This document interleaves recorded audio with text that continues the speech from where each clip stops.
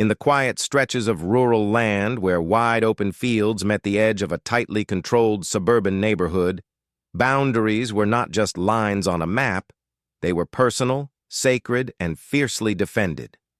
My ranch had been in the family for generations, marked by a solid iron gate that stood as both an entrance and a shield.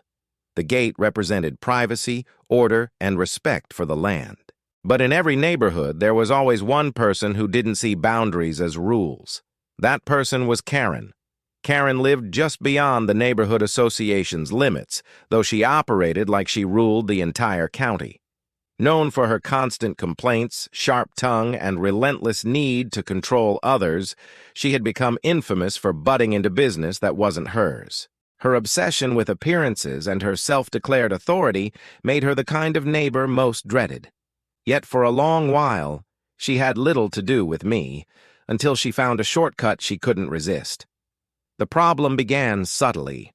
At first, I noticed tire tracks cutting through the dirt road inside my ranch, leading directly from the gate toward a connecting street near Karen's house. My land wasn't a public road, but Karen had decided my private entrance was a convenient detour that saved her a few minutes each day. I brushed it off at first, thinking maybe she had gotten lost or turned around once. But the tracks became more frequent, deeper, and unmistakably patterned. She was driving through my gate every single day. The intrusion wasn't just disrespectful, it was dangerous. Livestock grazed near those roads, and a startled horse or a spooked calf could easily end up in the path of her vehicle. The gate was meant to prevent precisely that kind of risk. Yet Karen, in her usual arrogance, didn't care. She wanted the easy route, and she was willing to trespass on private property to get it. I installed a lock, thinking that would solve the issue. For a short time, it did. The gate stayed closed, and my road remained quiet. But Karen wasn't the kind to be outdone by a lock. One morning, I found the chain severed and the lock discarded in the dirt. She had cut her way through as though my property were nothing more than an obstacle in her personal convenience. It was more than frustrating, it was infuriating. The arrogance of her act sent a message. She believed she was above rules, above respect, above consequence. Worse still, her actions were emboldened by the HOA, which had a history of backing her every move. Though my land wasn't under their jurisdiction, Karen wielded her influence with the board like a weapon. She convinced them that her shortcut was harmless, even beneficial, claiming it relieved traffic in the neighborhood. The board, made up of her friends and sympathizers, turned a blind eye. But I wasn't about to. I reinforced the gate with heavy steel and a thicker chain, making sure it was not only locked, but reinforced against tampering. The message was clear. This was private property, and her intrusion wasn't welcome. For a brief period, it seemed to work. The tracks disappeared, and I allowed myself to believe she had finally been forced to respect the boundary. That illusion shattered quickly. Late one evening, just as the sun dipped behind the horizon and the air cooled with the stillness of dusk, I heard the unmistakable grind of tires on gravel. I stepped out onto the porch and saw headlights moving across the dirt road inside my ranch. Somehow, she had bypassed the gate again. The next morning, I found the evidence. This time, she hadn't cut the lock. She had forced the gate open by ramming it with her SUV, bending the hinges and leaving deep gouges in the metal. The destruction was deliberate. She hadn't just used my land, she had destroyed the symbol of its protection. Her SUV showed marks of the collision, a dented bumper that only confirmed her disregard. And just like that, her daily shortcut resumed, with her car weaving across my ranch as if it were her personal roadway. I reported the trespass to the county sheriff, but Karen's influence reached even there. She denied the accusations with practiced ease, insisting she had permission or that she had confused the roads. Her friends on the HOA rallied behind her, claiming I was being unreasonable and difficult. The case was dismissed as a civil matter, leaving me with nothing but frustration and a broken gate. But the ranch had taught me patience. and patience, when stretched long enough, hardens into resolve. If the law and the HOA wouldn't stop Karen, I would have to find another way. A trap. Not one of malice, but of cleverness. Something she would never see coming. Something that would expose her arrogance for what it truly was. I began sketching plans in the quiet of the evening, staring at the broken hinges of my gate as if they were taunting me. Karen thought she could barge her way through without consequence. But soon, she would learn that every choice carried weight, and her shortcuts had reached their end. The stage was set, though the trap had yet to be built. What I needed wasn't revenge in the heat of anger. It was precision, patience, and the perfect opportunity to strike. And so, as the last embers of the day flickered out and the ranch settled into silence, I made my decision. Karen had declared war on my gate, my land, and my boundaries. What she didn't realize was that I had the perfect way to fight back. The days after Karen rammed through my gate were filled with quiet calculation. Anger simmered beneath the surface, but I knew better than to let it control me. On a ranch, impulse often leads to mistakes, and mistakes can be costly. What Karen saw as weakness, the patience of someone who let things slide, was really the calm before the storm. I began with the gate itself. The broken hinges and bent frame were beyond simple repair, but instead of replacing them outright, I used the damage to my advantage. To the untrained eye, the gate would soon appear reinforced, unyielding, impossible to break through again. But hidden within its design would be the beginning of my plan, a trap Karen would never anticipate. The first step was psychological. Karen needed to believe she had won, that my defenses were crumbling while her determination triumphed. So I left the gate open during the day, pretending as though I had given up. I wanted her to grow comfortable, to take the shortcut more frequently, to rely on it. The deeper her routine became, the more devastating it would be when it collapsed around her. Every morning I watched from the porch as her SUV barreled through the road, dust kicking up behind her tires. She always drove too fast, her arrogance visible in every reckless turn. The livestock scattered from her path, spooked and unsettled. She didn't care. Each time I saw her car carve across my land, my resolve hardened. Behind the scenes, I worked quietly. Reinforcements weren't the only tools I had at my disposal. Ranching had taught me ingenuity, the ability to build with limited materials and make every part serve multiple purposes. With scrap steel, heavy timber, and some well-placed chains, I began constructing what appeared to be a sturdier gate. In truth, it was more than just a gate. It was the trigger for her downfall. I installed a mechanism that would hold firm under gentle handling but collapse under force. It wasn't dangerous, not in the way that would harm her, but it was humiliating. If she tried to ram the gate again, instead of breaking apart, it would lock her in place, gripping her SUV in a snare she couldn't easily escape. She would be trapped, caught red-handed on my land, with undeniable proof of her trespassing. The beauty of the plan was in its simplicity. Karen thrived on denial, on twisting stories and bending reality until she came out looking like the victim.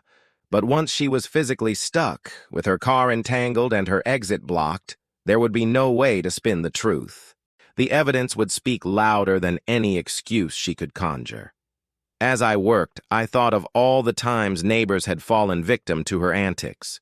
She had bullied families into changing their paint colors, reported children for playing too loudly, and even tried to shut down a neighbor's backyard barbecue because she claimed the smoke was offensive.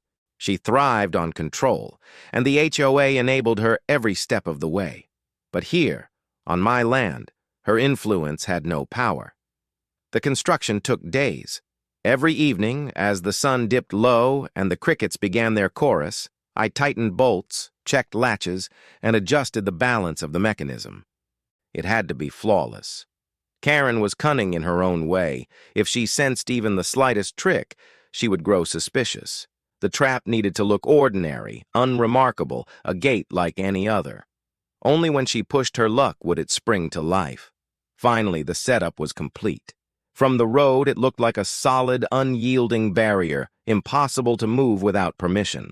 But beneath the surface, every hinge and chain had been designed for one purpose: to hold fast against a reckless intruder. I waited, and wait I did. For 3 days, Karen didn't come. Perhaps she had noticed the repairs and decided to back off. Perhaps she was testing me, waiting to see if I'd let my guard down. But on the 4th day, just as dawn began to lighten the sky, I heard it again, the hum of her SUV's engine approaching. I remained hidden on the porch, watching as she slowed near the gate. She hesitated, as though considering her options, then revved her engine and surged forward. The moment of truth had arrived. The gate shuddered under the impact, rattling as her bumper collided with it, but instead of swinging wide or breaking apart, it held firm. The chains tightened, the hidden latch engaged, and in one swift motion the mechanism clamped down. Her SUV lurched forward, then froze, its front wheels suspended just enough to rob her of traction. The more she tried to accelerate, the more entangled she became. The trap had worked perfectly. For the first time, Karen wasn't just trespassing. She was caught, immovable, and exposed for the entire world to see. From the safety of my porch, I allowed myself the smallest of smiles. This was only the beginning. The true consequences of her arrogance were about to unfold. The morning air carried a stillness that seemed almost intentional, as if the land itself had paused to witness what was happening. From my porch, I watched the scene unfold with quiet satisfaction. Karen's SUV was trapped exactly as planned, its wheels spinning uselessly in the dirt, its front bumper locked against the fortified gate. The sound of her revving engine echoed across the ranch, each failed attempt at escape only deepening her predicament. Her arrogance had always been her armor. She thrived on intimidation, on the illusion that nothing could stop her. But in that moment, stripped of her power, she looked like a cornered animal, desperate, frantic, and humiliated. The beauty of the trap lay not only in its mechanics, but in its visibility. The road she had trespassed upon wasn't entirely isolated. From the adjoining neighborhood, houses lined the connecting street just close enough for curious eyes to catch sight of the spectacle. And as Karen's engine roared, it didn't take long before those eyes turned toward her. Neighbors began to gather at the edges of the road, drawn by the noise. First one, then another, until a small crowd formed, watching from a safe distance. They whispered among themselves, pointing at the sight of Karen's SUV pinned against the gate. For many of them, it was the first time they had seen her unchecked, caught in the act, rather than standing above the rules she so often weaponized. Phones appeared in hands, their cameras capturing every second of her humiliation. In the age of viral videos, no secret stayed hidden for long, and Karen was unknowingly starring in the very kind of drama she had so often orchestrated against others. At first, she tried to mask her desperation. She stepped out of her car with a posture of defiance, gesturing wildly as though she could somehow convince the crowd that she was the victim. But the evidence betrayed her. The broken bumper, the locked gate, the very location of her SUV, all of it painted the undeniable truth. She was trespassing, and she was caught. Her voice carried faintly across the air as she barked accusations, no doubt spinning her usual tales of rights and misunderstandings. Yet the neighbors didn't disperse. They stayed, recording, murmuring, some even laughing quietly. Years of her meddling, years of her harassment, and years of her self-righteousness had built to this moment. For once, the self-proclaimed queen of the HOA had no crown, no scepter, and no authority to command. The longer she ranted, the more unhinged she appeared. Her desperation was magnified by the stillness of the spectators, who stood united in their silent judgment. Every excuse she threw into the air fell flat, drowned out by the mechanical truth of the trap holding her SUV in place. When she realized the crowd wasn't dispersing, her panic grew. She pulled out her phone, making frantic calls, no doubt to her allies on the HOA board. But what she didn't understand was that even her influence had limits. They could excuse her words, her complaints, even her false reports. But they could not excuse her being physically caught in the middle of someone else's land, with video evidence flooding the neighborhood in real time. Within the hour, the first of the HOA board members arrived, faces pale as they surveyed the scene. They were used to Karen bending the truth in closed-door meetings, but here, in broad daylight, the story was undeniable. Their silence was louder than her shouting, their hesitation a clear sign that they knew her reign of intimidation was slipping. The sheriff's department was eventually called, though not by me. Neighbors, tired of her antics, demanded accountability. When the deputies arrived, Karen's frantic energy shifted into false calm, her voice dripping with practiced sweetness as she tried to twist the narrative. But the deputies didn't need my testimony. The sight of her SUV chained to the gate was enough. They examined the trap carefully, noting how it wasn't harmful, merely preventative. There was no malice in its design, only a clever defense against repeated trespass. Karen's protests grew louder, more shrill, as she realized the law was not bending in her favor this time. For once, she wasn't walking away unscathed. The deputies wrote a report documenting the damage to the gate, the trespass, and the accounts of the many neighbors who had witnessed her actions. Karen's SUV was eventually freed, but not before she endured hours of humiliation under the eyes of a neighborhood that had grown tired of her tyranny. By the time the sun reached its zenith, the videos of her humiliation had already spread beyond the neighborhood. Social media feeds lit up with clips of HOA Karen caught trespassing, her name whispered not with fear, but with mockery. The queen bee had become the laughingstock, and yet deep down, I knew this wasn't the end. Karen wasn't the type to admit defeat, even when buried in evidence. Her pride wouldn't let her. What had unfolded that day was only the beginning of a larger storm, one where her desperation to reclaim control would drive her into darker, more reckless choices.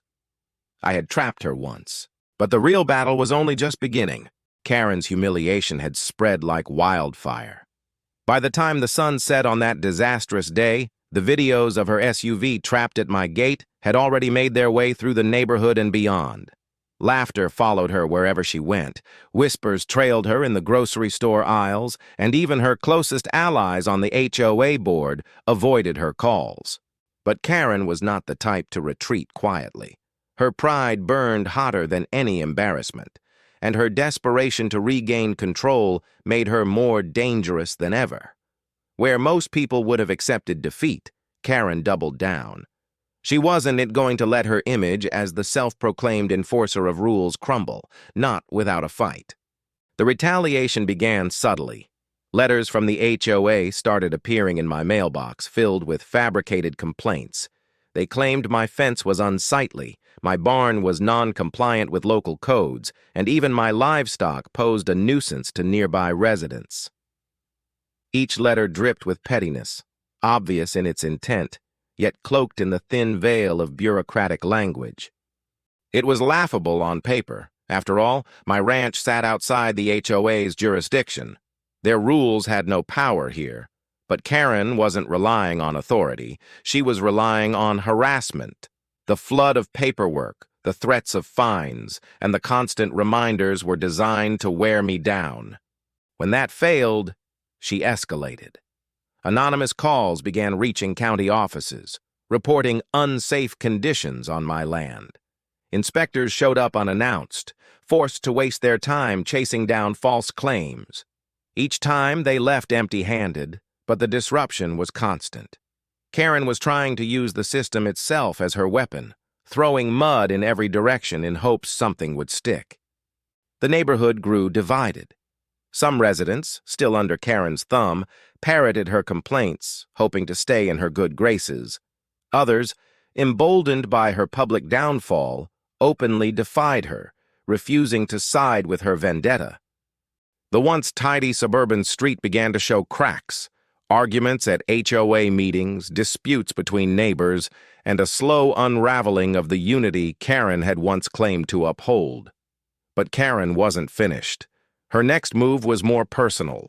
She began prowling near the boundaries of my ranch, her SUV creeping along the property line like a predator circling prey.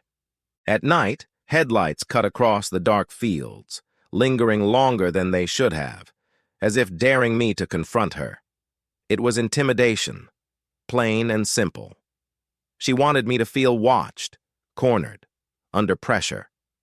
What she didn't realize was that the ranch had taught me resilience. I had weathered storms fiercer than her tantrums, outlasted droughts, and rebuilt after disasters. Her tactics were nothing compared to the patience of the land and the stubbornness it instilled in those who worked it. Still, her persistence gnawed at the edges of peace. My livestock grew restless at the constant disturbances. Neighbors complained about her obsessive rants, her endless attempts to rewrite the story of her humiliation. She told anyone who would listen that I had set a dangerous trap meant to harm her, twisting the truth into something sinister. Her allies repeated her lies, sowing doubt in those who hadn't seen the trap with their own eyes. The HOA board called for an emergency meeting to address the so-called incident. Though they couldn't enforce their rules on my land, they still attempted to pressure me publicly, demanding I remove hazardous obstructions and apologize to Karen for the embarrassment she suffered. Their arrogance was astounding. They spoke as if their authority stretched beyond their borders, as if their signatures on a piece of paper could dictate what happened on a ranch that had stood long before their subdivision existed. But their arrogance only fueled my resolve. I attended the meeting, not to defend myself, but to watch as their fragile alliance crumbled. The room was packed, neighbors buzzing with tension.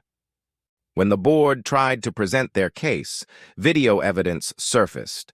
Clips of Karen ramming the gate, neighbors testifying to her repeated trespass, inspectors confirming the falsity of her complaints. Every lie she had spun unraveled under the weight of undeniable truth.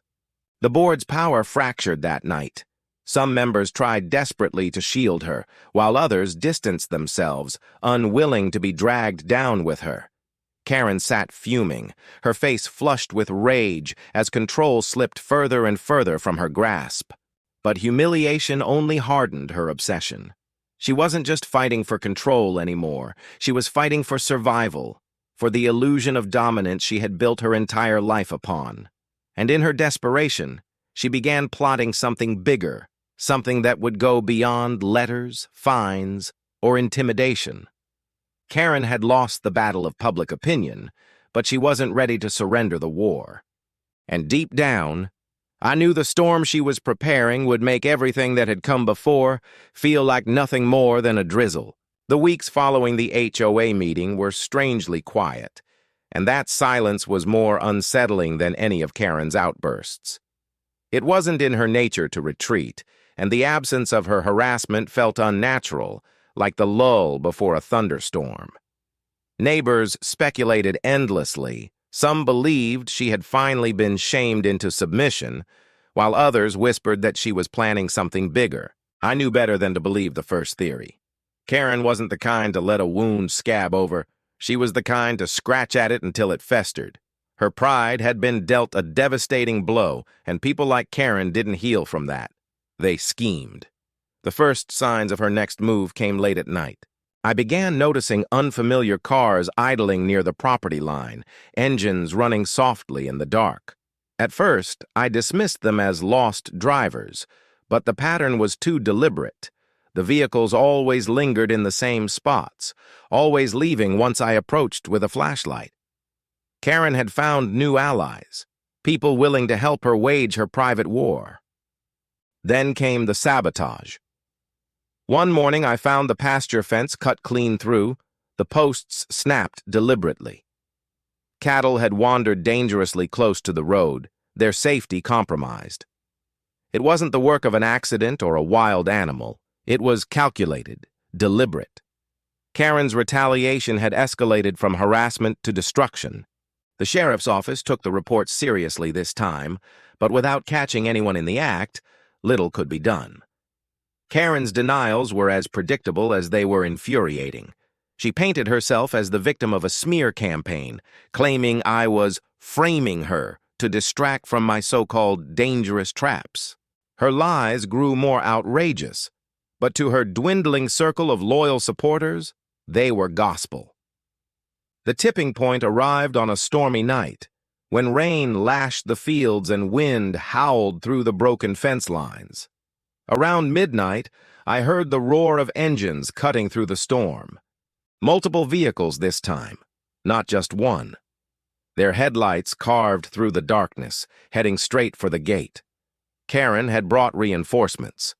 From my vantage point on the porch, I watched as her SUV pulled up first, flanked by 2 trucks.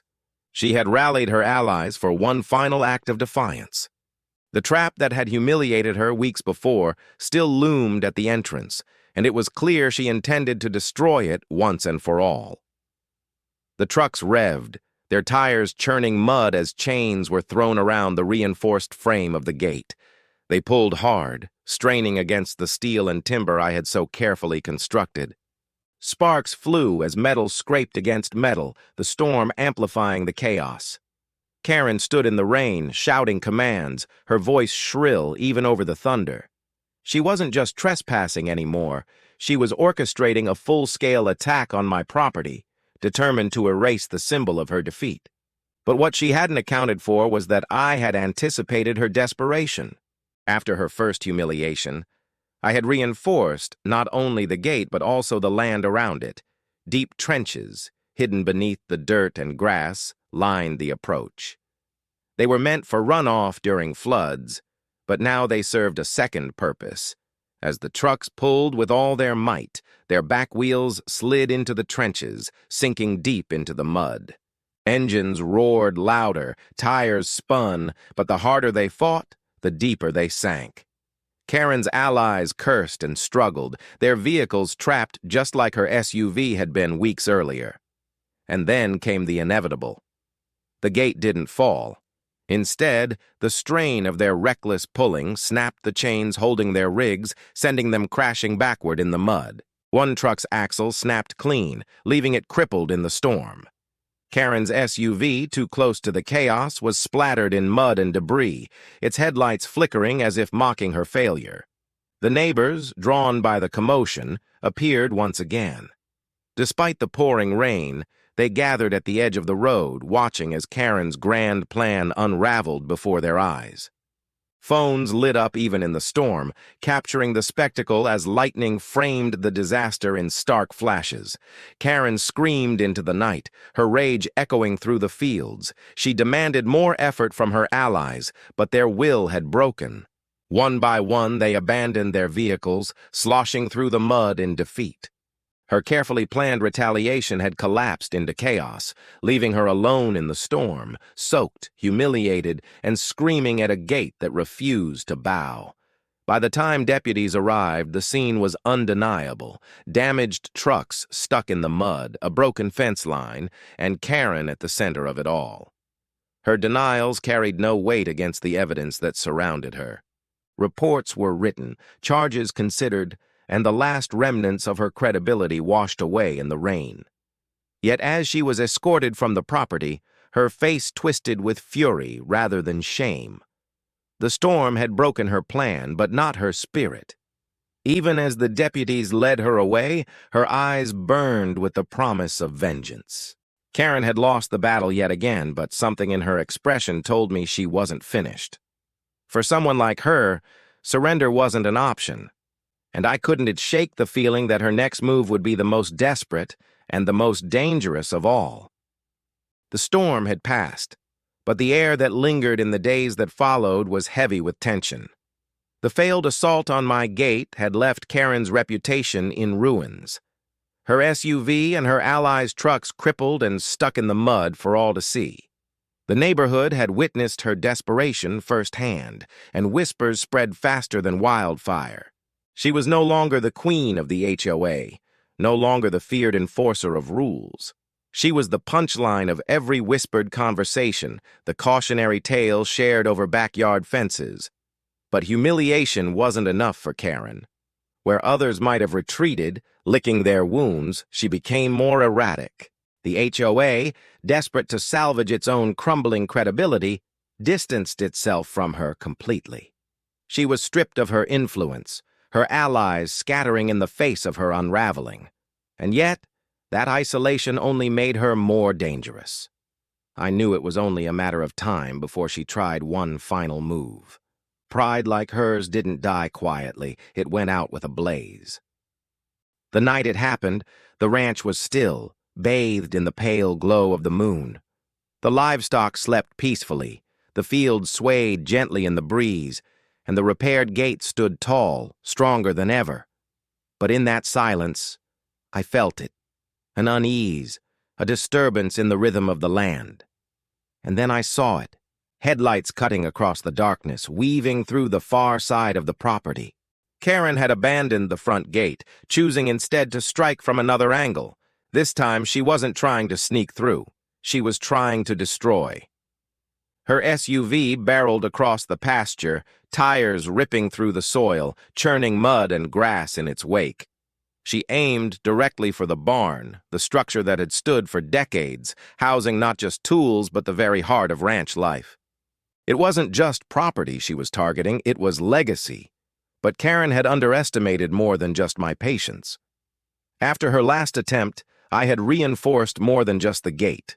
Trenches, ditches, and barriers had been carved into the land, disguised by the natural layout.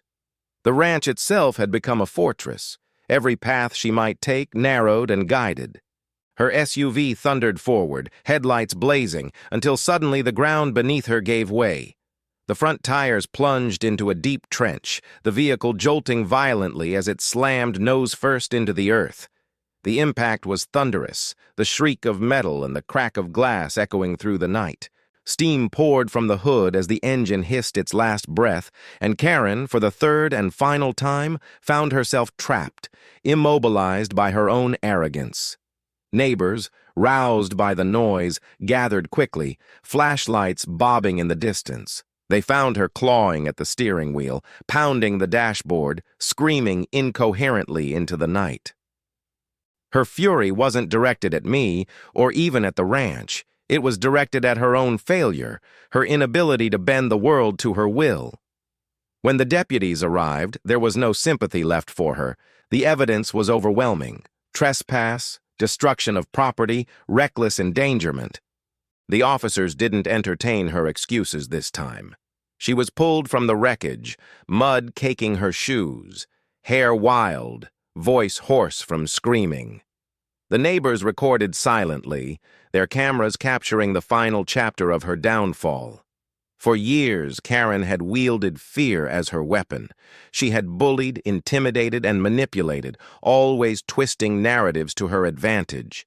But in that moment, under the cold glare of headlights and the unflinching gaze of cameras, there was no twisting left to do. The truth stood unchallenged, undeniable. The barn stood untouched. The ranch endured. And Karen, once the loudest voice in the neighborhood, was reduced to silence as she was led away in handcuffs. In the days that followed, the neighborhood changed. Without her constant interference, peace returned. The HOA, weakened and discredited by their association with her, scaled back its overreach. Neighbors who had once kept their heads down out of fear began to breathe easier, their lives no longer under the scrutiny of a self-appointed enforcer. As for me, I returned to the rhythms of ranch life, mending fences, tending livestock, walking the land at dawn and dusk. The scars of the conflict remained, etched in the trenches and reinforced gates, but they served as reminders of a lesson hard-earned. Arrogance always carries a cost. Karen had believed she was untouchable, above rules, above consequence. She had mistaken patience for weakness, mistaking boundaries for obstacles she could trample. But in the end, the land had claimed its justice, and her downfall had been of her own making. The ranch gate still stood, stronger than before, a silent sentinel watching over the fields. Every time I passed through it, I was reminded of the battle fought and won, not with fists or fury, but with resolve, patience, and the quiet strength of knowing that truth doesn't bend to arrogance. Karen's name became a warning rather than a threat, a story told not with fear, but with laughter.